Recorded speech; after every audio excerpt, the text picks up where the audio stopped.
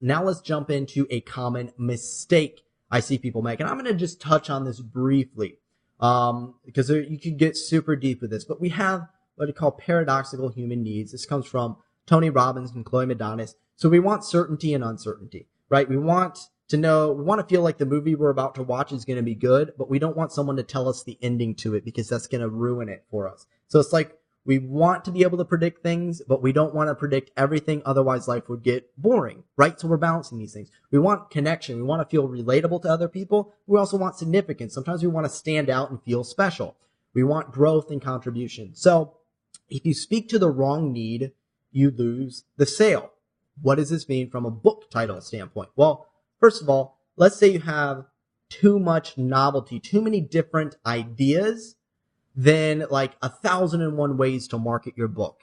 Okay. Let me ask you, is that appealing to you? Well, maybe for some people it is. For me, if I hear 1,001 ways, that's too much variety. It's like, I don't want to sift and sort through 1,001 ways. I already have too many ideas and too many things going on in my life. I'd rather you just give me the top 10 ways to market my book. I can wrap my head around that. I don't know if I can wrap my mind around 1,001 ways to market my book, right? So there's a balance between giving people, just the best of the best, less options where it's simple and it's organized versus giving them more options and more ideas. Sometimes you want to go the more option route. Sometimes you want to go the less option route. So let's look at another example. 1,001 ways to simplify your life.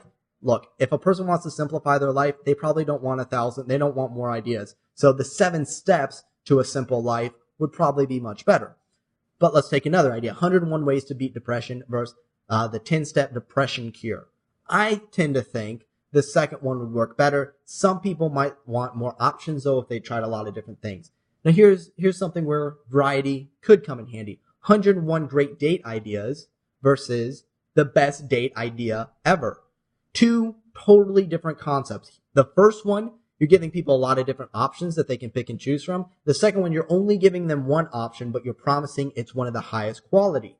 Well, either one of these can work, and you're just speaking to different needs. The first one, you're speaking for a person's desire for variety. The second one, you're speaking to a person's desire for certainty. You might hit 2 different target markets, or you could come up with something that's, the 10 best ever date ideas. That's kind of a middle ground. So this is where it's important to understand what your specific audience wants.